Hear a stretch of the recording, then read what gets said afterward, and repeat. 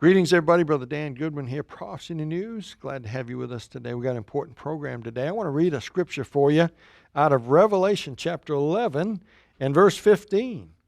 And the seventh angel sounded, and there were great voices in heaven saying, the kingdoms of this world are become the kingdoms of our Lord and of his Christ, and he shall reign forever and ever. Boy, that's a great day. And that day is in the future. That day is not yet.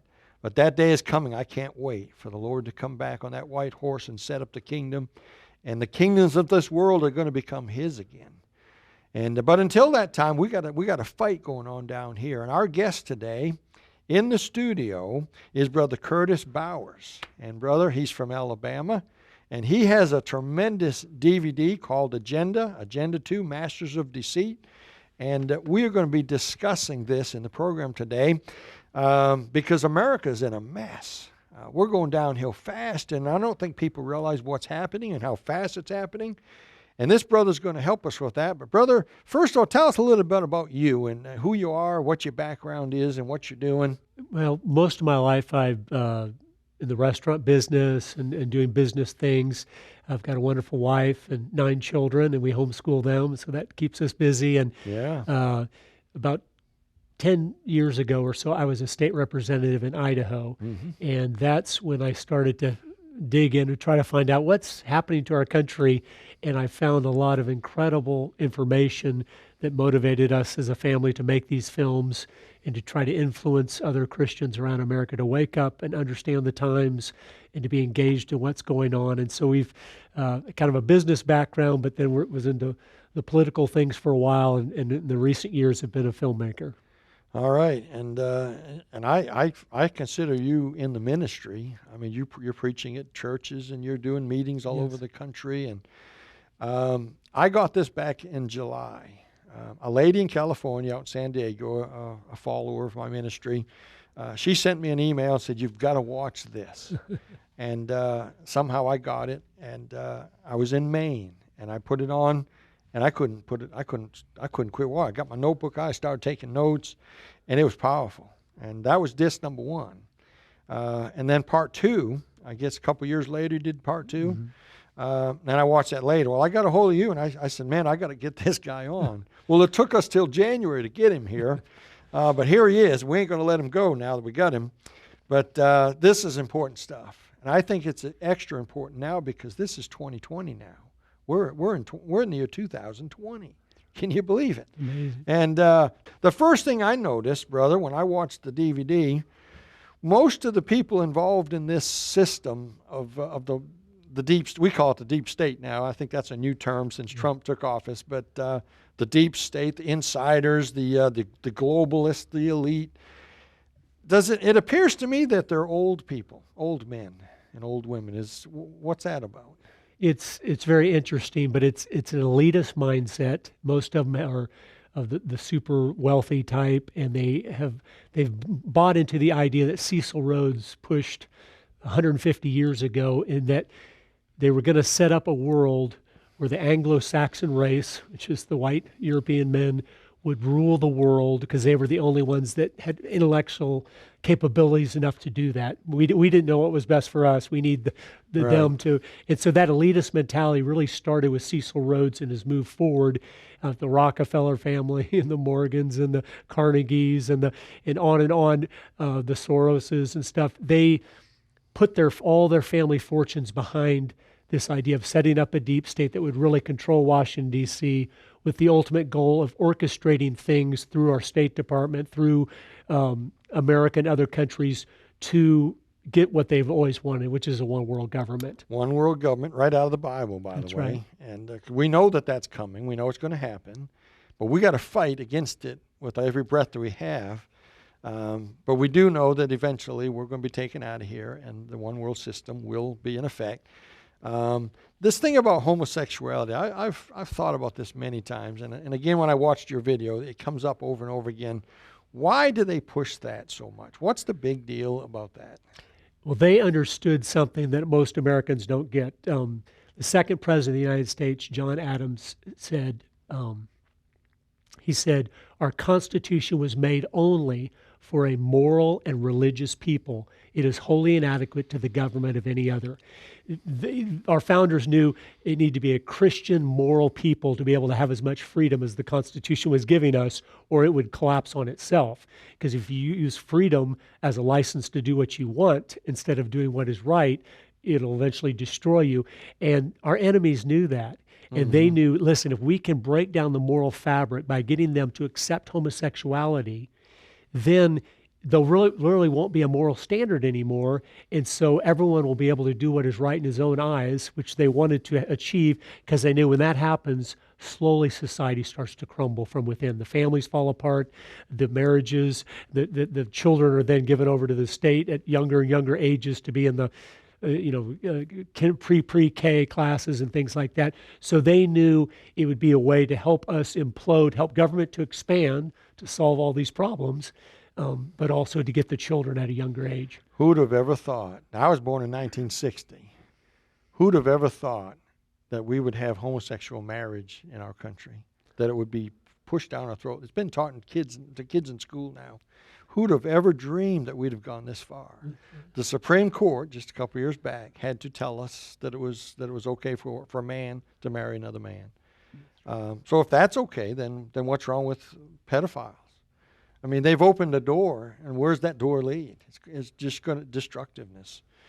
And all right, so there's a book that you mentioned over and over again that really got my attention. I want you to talk about the book called The Naked Communist. It's from 1958, before I was born. That's right. No, this is so important and so powerful. This is the book, an older gentleman gave it to me, and as I started to read through it, and the goals in there, I realized, okay, it has been purposeful to change. And I'm just going to read a few of these.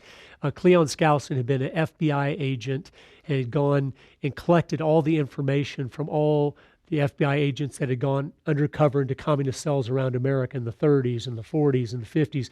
And he compiled it all in the 50s of here's the 45 main things they're talking about doing to us to try to take us down from within.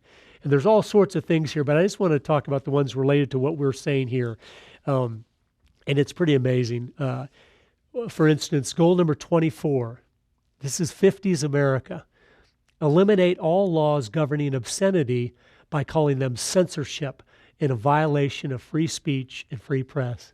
Isn't that amazing? They knew if you can get an obscene culture, it'll start to collapse on itself. That's what our enemies wanted to do.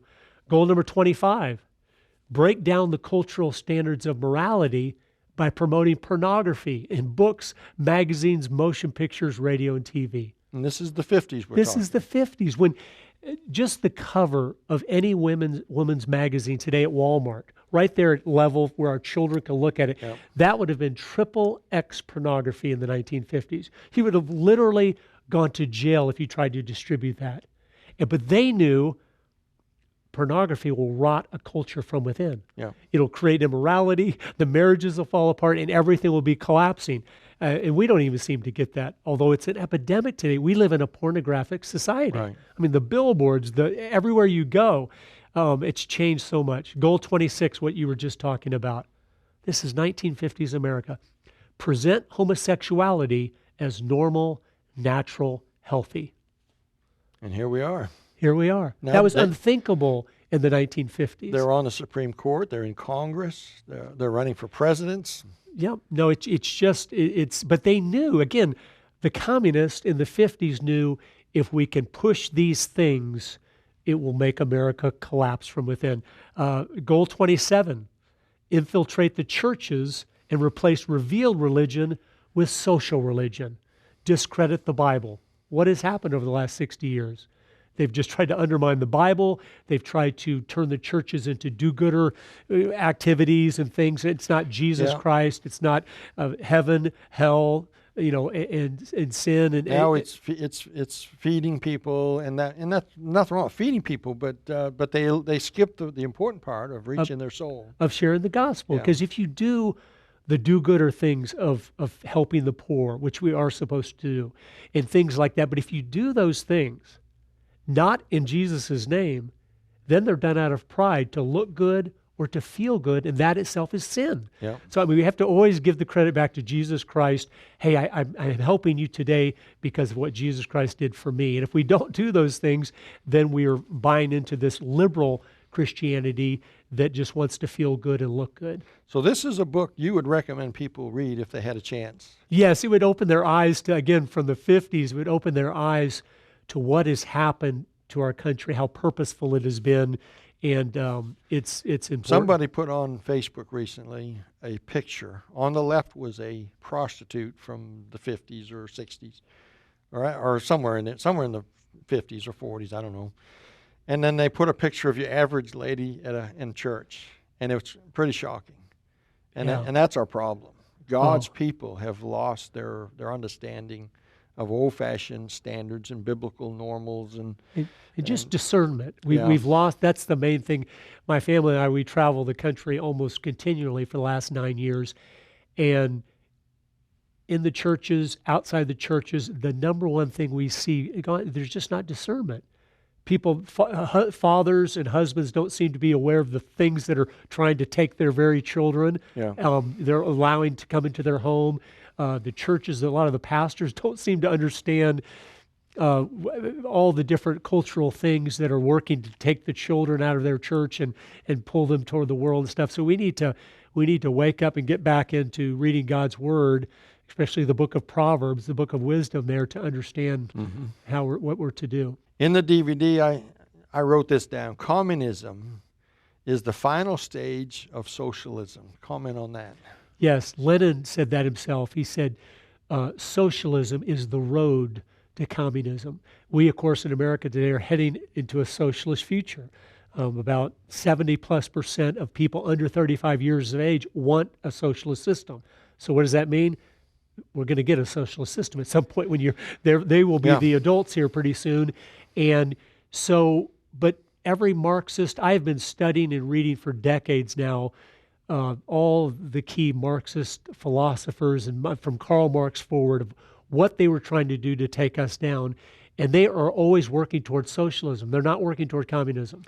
It's almost like they don't want to give off the truth, because the end is death. But they don't want to show you that. They want to show you something that feels good. They want to promise you something for nothing. But the reality is, even as the dictionary says here, here's the dictionary definition of socialism, the secondary definition. It says, socialism, a transitional social state between the overthrow of capitalism and the realization of communism. Wow. They know you can't go from free enterprise to communism overnight. It's tough because in a free enterprise system, the people still own all the means of production, the property, everything. You have to work into a socialist system where government slowly gets the reins of education, healthcare, business, energy, all the different things. Then once government has the reins of power and all the different, then it's very easy to go to the totalitarian side of things. And so that's why they're always just working towards socialism,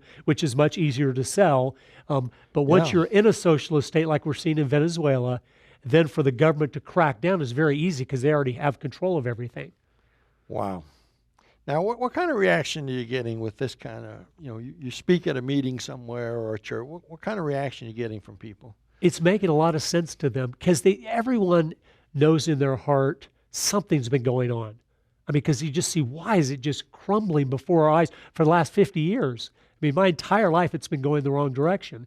And I think a lot of people realize that. So a lot of them, once they see these films, they go, oh, now I get it. I knew something was going on, but now I can see all the pieces carefully put together where now I understand why America is collapsing from within. And so now, is it too late? That's a good question people ask. As a Christian, I believe it's never too late. Man. I mean, as long as God is sitting on his throne, which he always will be, it's never too late. And I think a lot of what has happened to our country is our fault in a way. It's the church's fault. I agree. For not being the light like we were supposed to be, not being the salt. It's because back in the 30s, the liberals in America started convincing pastors, hey, Jesus is okay, but only inside the four walls of the church. And so, oh, sorry, excuse me, pardon me, didn't mean to offend. And so many churches started buying into that and started pulling back inside the church. And then we were to awaken Yeah. 50, 60 years later and go, why is America so dark? It's so dark because all the light went inside the church and is hiding inside the church walls instead of shining our lights out in the culture. And so we need to repent of that. But now we need to go out and turn the brights on Yeah. and start loving our neighbor by speaking truth. That's the most loving thing we can do. And I have said it this way, and I agree with you 100% on we're to blame. I've said that for years. Here's what people often say. They say the church is getting bad because the world is so bad around us. I say it's the opposite. The world is getting worse around us because God's people have lost their salt and their light. Yep. Because God's people have weakened or lessened and become less of what they're supposed to be and less Christ-like. They're not influencing the community around them, and therefore the world, as the church goes bad, the world follows. Now that's the opposite of most people's thinking, and that's the opposite of most pastors' thinking. No. Most pastors think it's just hard to do here because the influence of the world out there. No. We got to be the influencer. We've got to be the salt and the light, and we got to influence them. 100 years ago, the church set the direction for the culture. Why Yeah. wasn't there not pornography in society? Because every pastor of every denomination, if you tried to bring that into their town, would have said, that needs to go today. Yeah. And right behind all those pastors of every Bible-believing church would be their congregations. And so evil knew it had to be in the shadows. It had to be around the corner in the dark alley because it was not accepted in society. We had such a Judeo-Christian foundation that every lost man, even if he was doing those bad things, one, he was ashamed of himself for doing those because he knew they were wrong. But two, he knew, I need to do those in private. I need to go back around where people aren't watching that. Yeah. And that's what the main thing that has changed in America today. Now, the evil is parading down the streets. It's instead of protecting our young people like we always tried to do before, now we're trying to violate them at the earliest age possible with the curriculum that's in the schools and so on and so forth. So we're simply reaping what we have sown. Yeah. Folks, we're talking to Brother Curtis Bowers about his DVD. It's actually a 2 DVD set here, Agenda and Agenda 2. How many minutes are these, brother? They're 90 minutes each. All right, so an hour and a half each, 3 hours on these DVDs. This will get your attention, friend. Let me tell you something. This is not your average documentary that you're yawning or you're a little boring. There's nothing boring in here. This is unbelievable stuff. I want you to, if you'd like to get a copy on the screen, you can go to the website, prosnews.com. You can order it there anytime you want. Or call the 800 number on your screen, and Sister Carol will answer that phone. She'll take your order over the phone. I want you to get this. I'm telling you, this will help you. You ought to play this at your church. Have your pastor get a hold of Brother Bowers and bring him in maybe. But this needs to get out there. This is important stuff. Our country's fallen off a cliff. Now, this is a last-ditch effort to try to save our nation. And by the way, politicians aren't going to save it. Washington is the problem. They're not the solution. And I realize we got a Donald Trump up there. He's the monkey wrench that's come in. We're going to talk about him later. But this is something nobody saw coming. But Donald Trump is kind of that missing kind of a cog in the wheel that stopped the deep state, and nobody knows what to do, and they're trying to kill the man. And so you need to get this. Go online and get this if you can. And this is something that will help save our nation. Brother, let's jump right into some communism here, because this is the next. We got Lenin, who said the goal of socialism is communism. You already mentioned that. We got Karl Marx. These names, we all heard these names growing up. Karl Marx, the father of modern day communism, of course in the 40s, I guess, and 30s. But we've got some new names that we all know because of President Clinton and President Obama. We've all heard the name Bill Ayers, and what's the other one here? Saul Alinsky. Tell us a little bit about these fellas. Well, Bill Ayers was, of course, a radical in the 1960s, working for the Weather Underground and blowing up buildings in America and police stations and things. And they ended up being a mentor to President Obama in Chicago there. And Obama had when he was running for State House there in Chicago or in Illinois, had his opening meeting there at Bill Ayers' house. So they were buddies, and it had radical influence on him. And then Saul Alinsky, who was a 60s radical, he took all the writings of Vladimir Lenin, who was the founder of the Soviet Union, who was a genius at strategy, he kind of repackaged those and wrote a book called Rules for Radicals. Right. I think it came out in 1971, and it was kind of like a field manual for the radicals of the 60s. And it talks about how you can take over a Judeo-Christian country from within. And that book, if you get an original copy of it, you see at the beginning, it's dedicated to Lucifer. Isn't that crazy? I mean, he's one of the few that understood who he was following and who he was taking his orders This from. is Saul Alinsky we're talking about. That's right, Saul Alinsky. And Obama himself worked for the Industrial Areas Foundation, which was Saul Alinsky's organization, for several years when he was younger. So that book and those people have had tremendous influence on our country. Why are they so against morality?